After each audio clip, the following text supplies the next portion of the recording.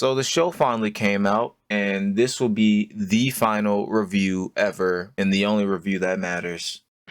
Yeah, episode 4 is alright. You get to see when Miho was hospitalized and needs, a new kidney. They told Nishiki that his kidney wouldn't work because his blood type was different. So the gang decided to put all their money in and build enough money to get her a new kidney. But then Dojima, fuck you, said he'll cover the cost and get his sister a new kidney as long as Kiryu loses his next major fight. Now, was there a reason for Nishiki not to tell Kiryu at all about this situation? Or am I just stupid and I didn't watch the show? I'm thinking I probably missed a part where Dojima told Kiryu, if you lose, I'll kill you or something. I don't know. But I still see no reason for him not to tell him if that was the case. Nishiki's also wearing his Yakuza 0 fit, and I don't know if he's already worn this before and I haven't noticed, but this is the first time I'm noticing it. And I don't know if this is a reference or not. It might be stretching it, but Kiryu was doing a try and hit me challenge thing on the street for, to raise money for Miho's surgery. And, I'm just saying it might be a Mr. Try and Hit Me reference. Maybe. And I noticed how Yumi's hair went from long to short, like in the original games. I'm just pointing it out, that's all. Ooh, and I like to say that Yumi got that shit on. Jesus, who told her to eat today? Because she definitely ate. Oh, and Haruka runs off on her own to find her mother, which is definitely a Haruka thing. Now all we need is her to get kidnapped, and then I can say she's 100% in character. The start of this episode just starts off with straight murder. I thought it was gonna be a cool knife fight, but it just didn't happen. Womp womp. And for some reason I thought Guy at the beginning was Locke Long, but it wasn't. Haruka does indeed get kidnapped, so she is 100% in character and is probably the only character that's straight from the game. The Tojo is also in shambles, but hey, it always usually is. Kiryu and Yumi find the money along with Yumi's sister. Yippee. Then we get a flashback to the fight Kiryu was supposed to lose, and how Nishiki was gonna go with it was to spike his drink so he gets dizzy or passes out or something. While he was spiking the drink so secretly, so quietly, not unnerving, not most obvious, not stupid. Look, he got caught, okay? Yumi caught him and then he came clean to Kiryu mid-fight. Kiryu, you have to lose. Miho, the kidney, he's gonna cover if you lose. You need to lose. And Kiryu's just like, huh? And wins the fight with the weakest looking uppercut I've ever seen. But hey, he won. So I guess it didn't matter if he told him not to win or not, because he would have still won.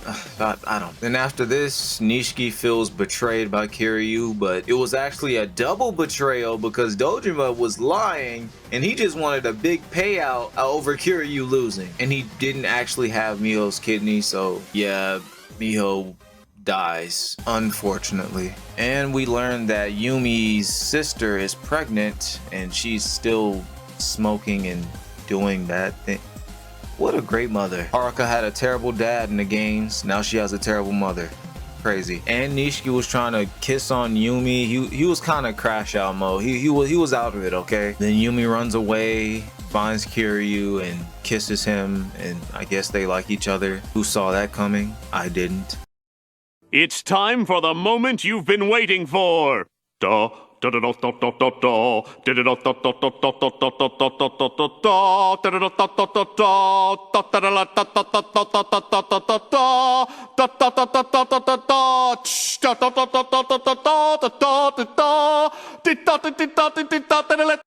finally dies and Kiryu takes the blame and has to do 10 years in solitary confinement. Then we're back to the present where a lot of stuff happened, but I don't care. All I care about is the demon makes his appearance. Then they have a battle with the most trash-ass music playing in the background. Then it was revealed that it was Nishiki. He was the demon all along. Then the fight ensues and Kiryu somehow launches Nishiki with a kick that clearly doesn't look like it launched someone. Damn! I was gonna question how the hell he did that, but then I remember, oh, that's supposed to be Kiryu. That makes sense. This fight is low-key the best in the whole show. And that's not saying much because all the other fights are kind of ass. But surprisingly, Nishiki has a chance to live and doesn't actually die. Unlike how he does in the original game, he kind of blows up and you don't even get to see his body. In this show, he stabs himself and that's about it. He just stabs himself. And Kiryu slowly carries him out to an ambulance in a shot that doesn't really look that cool, in my opinion. The camera angle of him walking out was kind of just awkward to me. Yumi returns the money and then the bloodbath outside stops and everyone just walks home. Then it shows that Shintaro was actually the dragon Kiryu looked up to when he was a kid, and he just stares at him at the end, and yeah, that's it.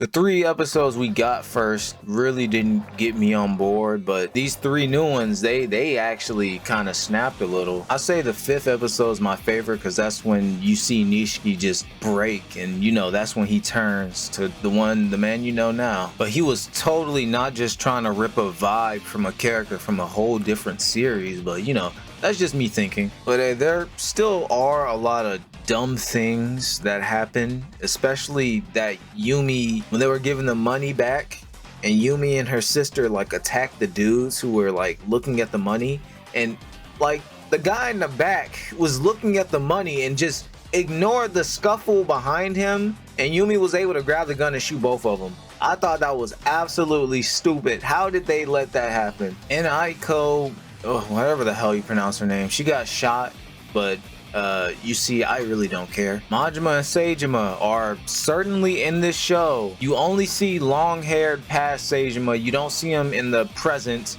You do see Majima, and he has one interaction with Kiryu, and then that's it. I would say I'm angry that they didn't utilize them at all, but I see this getting a season 2, and this clearly could be a setup for how things could be. You know, maybe Seijima comes back and you'd be like, oh, remember when you got me shot?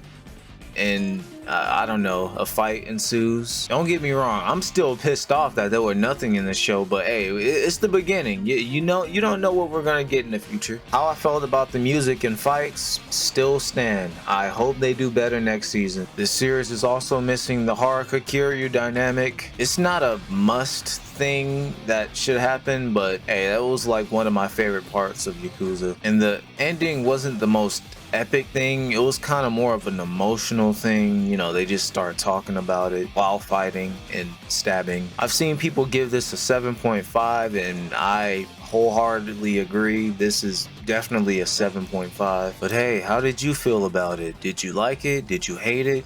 I could see either way. Go ahead and chat about it. I'll be watching.